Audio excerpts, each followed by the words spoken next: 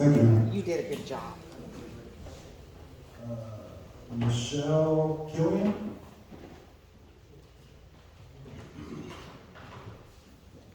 Michelle? She's left us?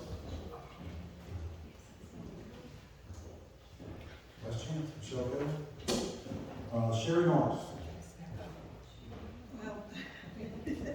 Well, No? I think my questions was answered on that subject. Oh, you were going to talk, okay, Yeah. you actually. It's about the low. Tim Taylor?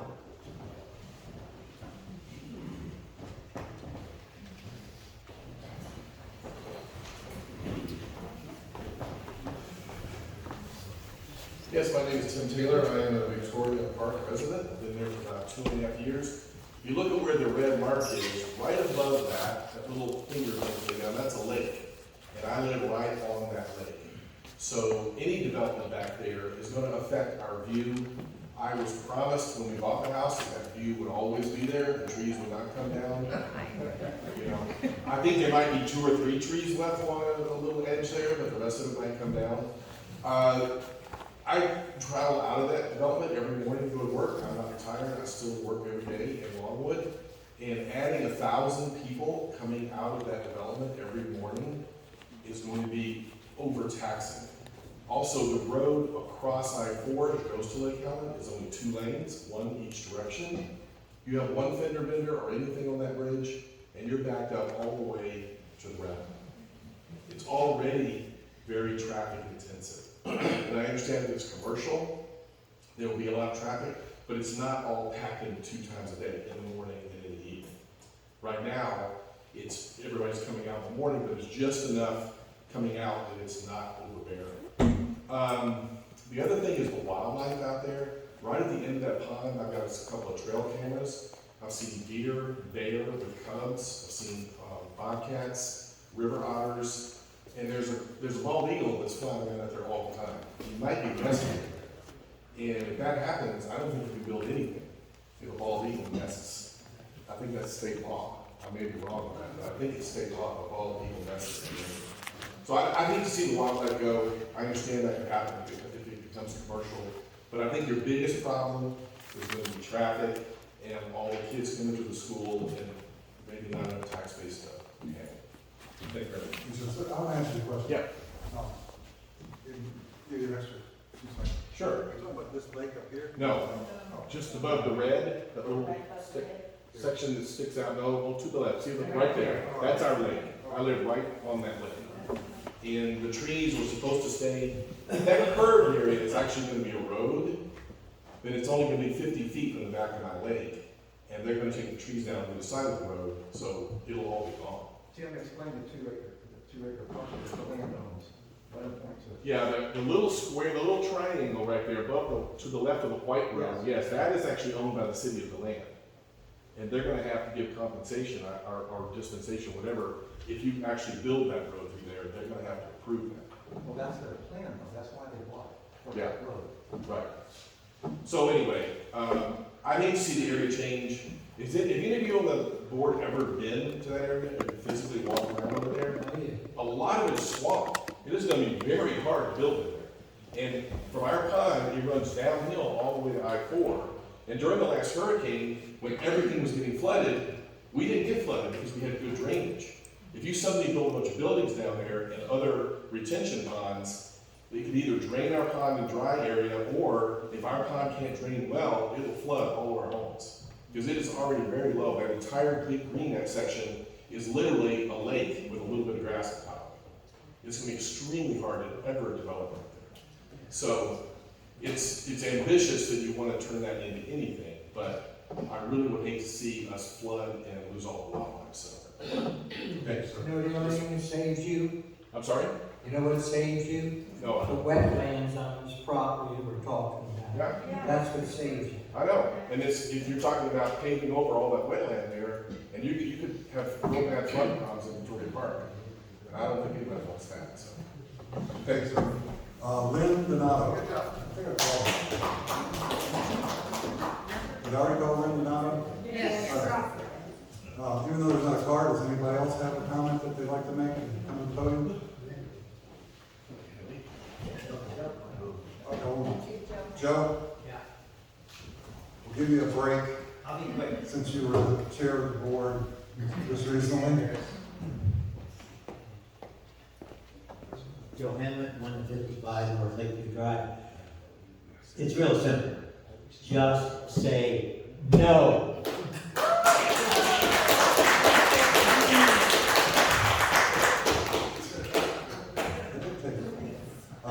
Attorney General. Response. He's had his chance. Real quick, again, Order, please. I want to come back to where we're at procedurally. Right? Procedurally, we're a land use change, a comp plan change, to make some conversations possible. Right? Conversations like the red part that sticks out to the top left, that originally, and as it's currently entitled, that part was for the distribution center, right? So there was going to be a unified place where the car carriers come in, unload cars, unload parts, parts depot, they can distribute it all to the different dealerships. So that's the reason for that bump out, so that all the auto-related uses stayed in Lake Helen. That's the reason it becomes over like that. At this phase, we can't have the conversation because engineering and real planning and layout hasn't been done because there's no residential allowed to consider a multi-use development. But if we move to that next phase, we can have those kind of conversations about, hey, you know what? The Lake Helen line comes a little bit west of Stewart Road. We want to see some out parcels along Orange Camp. Or we want to see, you're telling me that they won't drive off of frontage road? Fine. Let's push the residential off of frontage road. Let's not let townhomes go right there. Let's make that be some commercial. Those are conversations you never get the benefit of having. Right? So the important part, again, what we're here to talk about is a very small first step. This is not approving a project or a plan or anything to get built. This is an opportunity to have conversations that you are 100% right. It will change some things like there will be more people that live here. Right? The school board will have to approve whether or not there's school capacity. The engineers will have to approve whether or not there's road capacity. I'll have to show you that I'm not just saying there'll be less traffic. We'll have to prove it with the reports. But none of those conversations can happen, right? And I get it. I like bunnies and bears too, right? And there's a good reason they're right behind his house. They used to live where his house is now. Along with the other 4,000 houses in Victoria Park, including mine, and my mother's, and my in-laws, and my brother-in-law's. I live there too, right? Nothing has impacted the wildlife and the traffic in the greater DeLand, Lake Helen area more than Victoria Park. That's why it's called the development of regional impact, right? Not just a subdivision. And these are the kind of things that were fully expected to happen. Again, that what if something happens behind us? That extension of that road has been planned for 20 years before that house was built, in exactly the location it's proposed to be built now. It's been there the whole time. And if somebody lied and said it had never been built back there, I mean, it's on the Victoria Park literature. It's shown. It's on the plan for Victoria Park. It's in the documents. So I get it, change is hard, we'd all rather have fields behind us than anything else, but what we have right now is an entitled piece of property to the north that'll never be built until this is, because this is the gateway, and we can't even have those conversations. The economic study that your commission spent money to have done to say, is this something we should even talk about, came back and said, well, if you want to possibly have a net $500,000 a year in revenue, then yeah, it's something you should probably at least talk about. And so that's what we're asking for tonight, is a recommendation of approval not to approve the project, not to build anything. Nothing can be built with a recommendation of approval. Nothing can be shut down with a recommendation of denial. It'll move on to the next phase, where we would like to have that conversation, give the citizens of Lake Helen the opportunity through their elected officials to decide whether or not the pros outweigh the cons. And they might say they don't, and they might vote no. That's okay. It's a legislative duty to make a decision. That's okay. But it's important to remember what we are doing here today and what we're not doing here today. This is a small text amendment to allow the conversation. Any comments from the board? Additional comments, staff? I'd like to make just a couple comments, so to first of all, the application that we received about a year ago, the one that had the $700 check on it, which we did cash, also came with a traffic study dated in 2018 for the auto mall. We said this is not acceptable, and we still have not received the traffic study for the project. Hence the delay. That's not true. A meeting was referenced in April, and the inference seemed to be that the commission was simply waiting to be able to take this one step further. I will tell you that on December 5th, about a month and a half ago, the commission agreed to meet with Mr. Hurley in the workshop session. At that time, Mr. Hurley's calculations indicated in the first 2 years, we would receive $2 million in funds we could use for roads and water main reconstruction, all that good stuff. Because of that, the commission wanted to know what we thought as the staff of that particular statement. That's the reason we gave not $15,000, we gave $10,000 to our auditing firm so they could come up with the financial statements that you heard today. That particular statement, or financial statement, I will tell you, because of the uncertainties of any development, and particularly this one, really is ultimately going to be worthless, because we have no idea how the thing's going to look. We certainly know it's not going to be $2 million we get, and quite frankly, with Save Our Homes, which applies only to residential property, and a recession that everybody's talking about coming, if it does come, have a devastating effect on the ad valorem tax revenue. And there's one thing I would call to your attention. Back in November of last year, 22, there was a ballot amendment on the general ballot of the state of Florida to grant an additional $50,000 exemption for individuals who are, I'll read them to you. Classroom teachers, law enforcement officers, correctional officers, firefighters, emergency medical technicians, paramedics, child welfare services professionals, active duty members of the United States Armed Forces, and Florida National Guard members. Any of those individuals employed in those categories would be entitled to an additional $50,000 exemption on their real estate. Again, only applies to residentially used property. That particular amendment failed by 1.5%. It needed 60%, it got 58.3%. Undoubtedly, you'll see it again. Florida League of Cities estimated that would cost cities in Florida 40% of their ad valorem tax. That would be very dangerous for us. We are not wealthy, we're not poor, but 40% of our ad valorem tax would cause severe difficulties for us. Those provisions, Save Our Homes, and the one I mentioned to you, do not apply to commercial properties. Commercial properties are unaffected by those activities.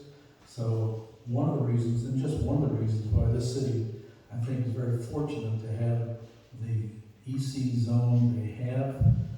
It is, in my opinion, even though something may not be built there for years yet, it is a fantastic opportunity for us to stabilize our revenue from ad valorem taxes from just almost 100% residential to residential and commercial. I think that's probably all I need to correct. Jim? Mr. Doug, to respond. Well, Let's give fair opportunity to Mr. Hurley's. first of all, there's no requirement to submit an updated traffic study right now. I submitted the one that's approved, and the draft development agreement states to be updated. But you don't go spend another $30,000, $40,000, $50,000 to have the traffic study updated when the land use doesn't even allow the use that we're submitting. It's not a huge endeavor to update the traffic study, but it's premature. And until we appealed to the mayor, to Mayor Lane, to get a meeting together to make everybody sit down in the same room for a year and a half, this is how it usually works. And I know a lot of people think that people meet in smoky rooms with commissioners and grease pockets according to social media. It's a lot more boring in the life of a land use attorney than that, I can guarantee you. But the way things happen is, when you're gonna apply for a change like this, almost every city, including this one, you have a pre-app meeting, pre-application. You go sit down with city staff. You say, this is what we're thinking about doing. Not only did we do that, we went to a commission workshop in April 21 and said, hey, full commission, rather than just staff, since you don't really have a planning department, let's go to the commission and say, do you want to talk about this? The answer was yes, we want to talk about this, right? We didn't get a meeting in person for over a year. The document allotted us up to a certain point in time in the letter, all right? A very long time, constant, well, we lost it, oh, they withdrew the application. Or I got a call from the land city officials a couple weeks ago that said, hey, I'm doing my beginning of the year report. Why didn't you guys tell us the Lake Helen project was dead? I said, what are you talking about? It's dead. Yeah. Michael Boyce ran into Lee at a meeting and he told him it's dead. Dead on arrival. It's not going to happen. There's no application. We've heard that repeatedly at different meetings, that our application was withdrawn. It's nonsense. It's not true. It's never been true. I've never been in a position where I have to sit up here and say something like this about any professional in any city, but I'm not going to sit here and let another blatant mistruth be repeated. It's not true. And the email correspondence speaks for itself along the way. So I'm not going to let that happen. You can vote no, of course, right? It's your prerogative to do so. But you deserve the facts as the appointed planning commission. The city commission deserves the facts. It's not the president of Lake Helen, it's the city administrator. It's not the dictator or the czar. His job is to process the paperwork and put it in front of you and put it in front of the city commission. Not to make decisions on his own and not to decide what the city commission should do and not even give him a chance to vote. That's not his job. And that's why he was fired after 2 years unanimously in another city for being stubborn and not reporting to the commission. I'm sorry for getting fired out and losing my temper, but I won't be told that I don't know how to submit a traffic study, because it's not true. One of us might not know how to do their job, but it's not me.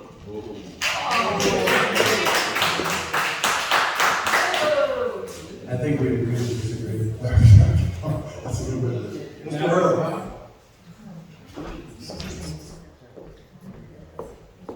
Folks, I please ask for your patience. I think it's only fair to allow Mr. Hurley, as the landowner that we're here to discuss this tonight, to let him speak. Okay, my name is Brendan Hurley. I'm the misfortunate owner of this property for 7 years now. And the reason I came to Lake Helen to begin with this project was because I felt that the city of Lake Helen was proximate, it was close, it was right across I-4, it made sense. And also the administrator at the time, unlike our current incompetent administrator, was capable of listening and understanding how the project would work. And unfortunately, disastrously, COVID came along, and one by one by one by one, all of my contracts fell through. Every single one of them. It was a disaster. There's no single person in this room that would want that automall to be built today other than me. We had the concept, we call it the 2020 concept, the 2020 vision. We should have been operational sometime in 2020, under construction, and guess what? Asbury pulled out, Lithia pulled out, one right after the other they pulled out. So I hired an expert, a firm, an internationally acclaimed real estate firm to market this property for me everywhere, all the way to Dubai, and anybody in between that would buy this property. And we have not been successful with any type of buyer other than the multi-family. And I want to address what Lee said, another one of his lies, where he said that I misrepresented the financial study. I included impact fees on that $2 million, and if you look at the study in front of you, you will see that that is exactly the number that's on there. Now, the impact fees can only be drawn upon when there's impact. So if Lake Helen decides to redo the City Hall, it can withdraw from those impact fees. It's legitimate. The state of Florida governs how those impact fees can be distributed. It's legitimate if you want to improve your parks and your services and any services that would benefit the citizens of Lake Helen. Those massive impact fees, millions of dollars, less, by the way, my report was far less than the James Moore report when it comes to impact fees. They figured a considerably higher number than I did, despite what Lee might tell you. another one of his fabrications and his delays. And I'm passionate about this because I'm the guy that's had to pay the bill, and I'm one of the largest taxpayers in Lake Helen, I might add. And I'm paying his $170,000 a year salary. Who else in Lake Helen is making $170,000 a year? Not me. I'm losing that in a month. So my passionate plea to you all is just allow the door to get open so that the hearings that need to be heard can be heard. It doesn't mean that anything is being approved tonight. All it means is that you're opening the door for further discussion. And let me tell you, $500,000 a year in 3 years and 150, 230, 410, that's a huge amount of money for Lake Helen. And I keep hearing, well, we much prefer to have commercial. Well, I've done the math, and I just did it on my phone. If you put 4 restaurants in there and a hotel, you would get less revenue ad valorem than you would from the single multifamily building, not including the townhomes. And that's a fact, and it's also in the James Moore report. We're talking about $90 million worth of ad valorem here, and that's taking away the $50,000 per townhome. $90 million. If you look at the total value of the ad valorem in Lake Helen right now, the budget last year, we're within $200,000 of doubling that. So I don't know what math Lee is using, or maybe his calculator has some stuck keys or something, or maybe he's just not knows how to use it, but the numbers speak for themselves. And what we should be complaining about with Lake Helen is, oh, my bag of gold is too heavy. That's what should be happening here. And I would plead with you not to get stuck in the weeds about, oh, this is not commercial. We'd rather have a McDonald's, we'd rather have a Burger King, we'd rather have a ball bearing factory, I don't know. This actually will yield as much, if not more, and other benefits to boot. And I'm sorry, but I do think it's a good thing for people from there to come over to Lake Helen and do business in Lake Helen. I see nothing wrong with that concept. And maybe Lake Helen can build some restaurants downtown and have some nice characteristic things over there. Certainly with another $1,000 or 1,000 neighbors on your back porch, I think that would be a very nice thing. A very nice thing. And the quality, right, by the way, I want to address. The company that I've got under contract right now, his representative is here, Nathan Eisler, is an incredible company, and they've done beautiful work throughout the state of Florida and in Daytona and around these areas. The quality of the product is tremendous. And my last closing remark is that today multifamily serves the type of people who are not, I would say they're young, mobile professionals that are likely to want to change jobs and churn in a couple of years. They're less likely to buy a home because they don't want to get stuck with a home. They're more likely to rent than they are to buy, and there's a reason for that. And also younger people today have a difficult time qualifying for mortgages simply because of the interest rates and so forth. And despite Lee's comment, his myopic comment about the boom in real estate, he hasn't read the Wall Street Journal in a year, I don't think, because there is no boom in real estate. It's very challenging. There are deals falling backwards all the time, and I'm fearful that this is going to be one of them if something doesn't happen. And there isn't some indication of a possibility of it actually happening. So I thank you all, and I understand the passion that some people have, but I think this project is a far nicer project from an aesthetic standpoint, from a neighborhood standpoint, from every standpoint, than the Automall ever would have been. Would I prefer the Automall? Absolutely, because I would have my Mazda dealership there and my Volkswagen dealership there, and I would have been very, very happy. But it didn't happen, and I wish it had.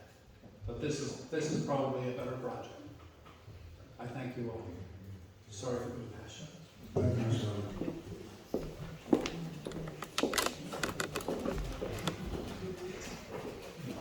Board? You have a motion? I've got a question. Mr. Simmons, Attorney Simmons. Under the, our judicial discretion, I'm sorry, our legislative discretion, do we have to provide a reason?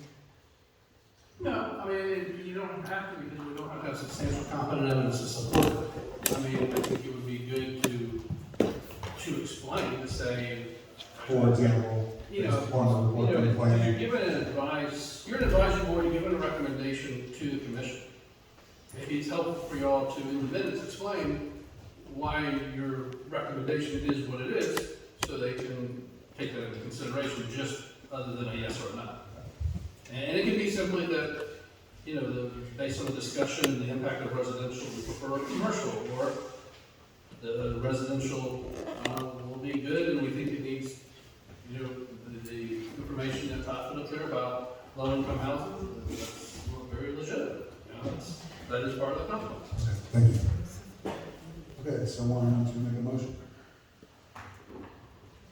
I make a motion that we deny the And you want to provide a reason or?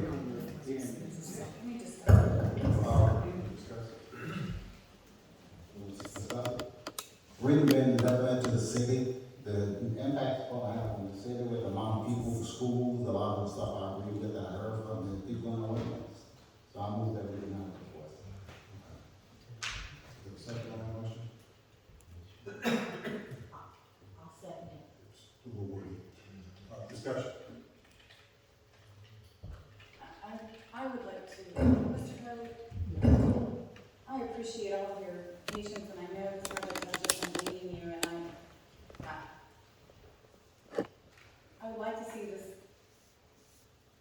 your project, whatever it ends up being, I would like to see this piece of property developed in commercial fashion for the benefit of Lake Helen, and I understand this is just came up with now to present something.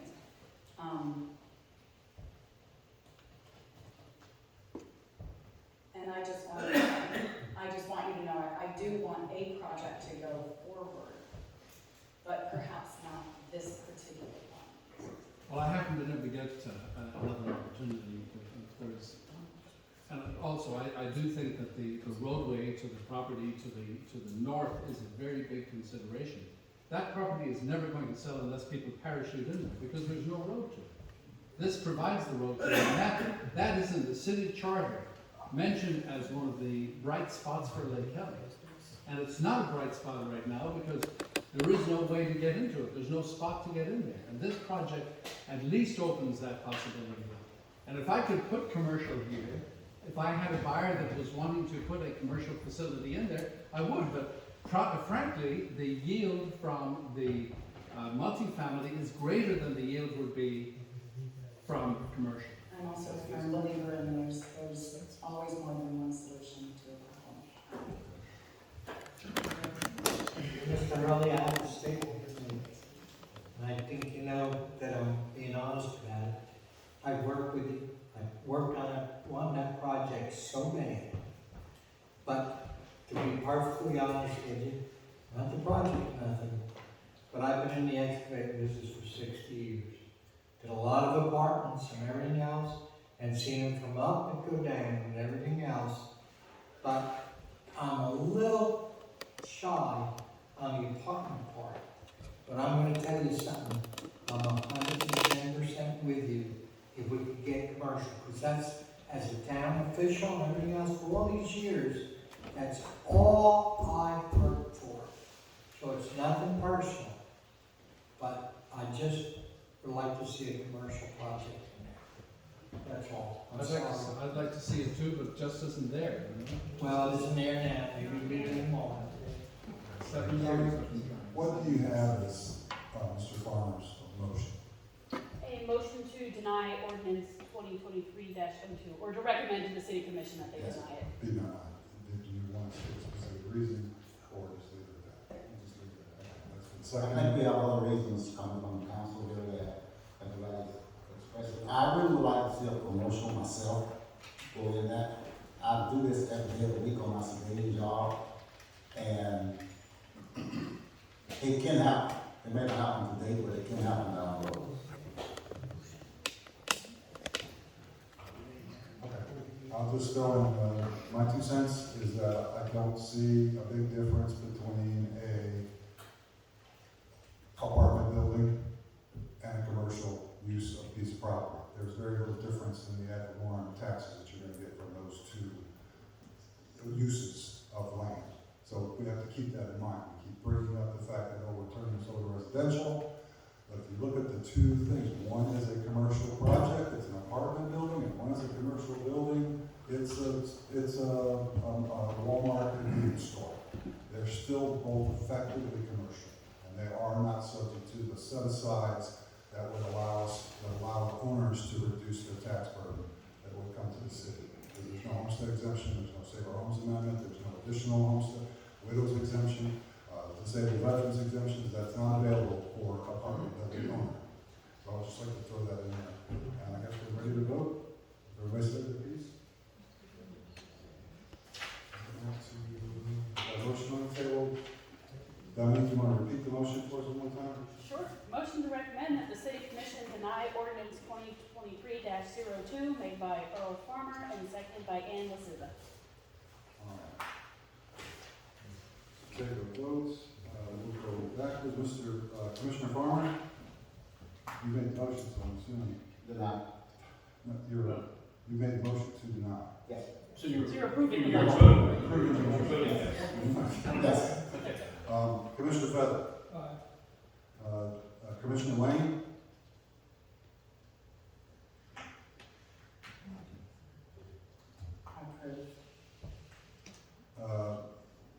Commissioner Secretary Lasiva? Anna? You agree with the motion? And Cookie? I approve. Approve the motion. And my vote would be to against the motion. So that is what that the denial would go to the city.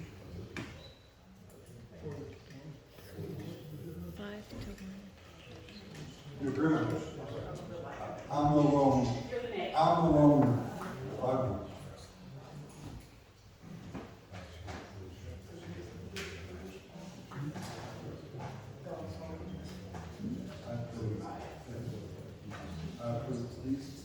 We've made a motion to send to the city commission to deny the request. I voted against it.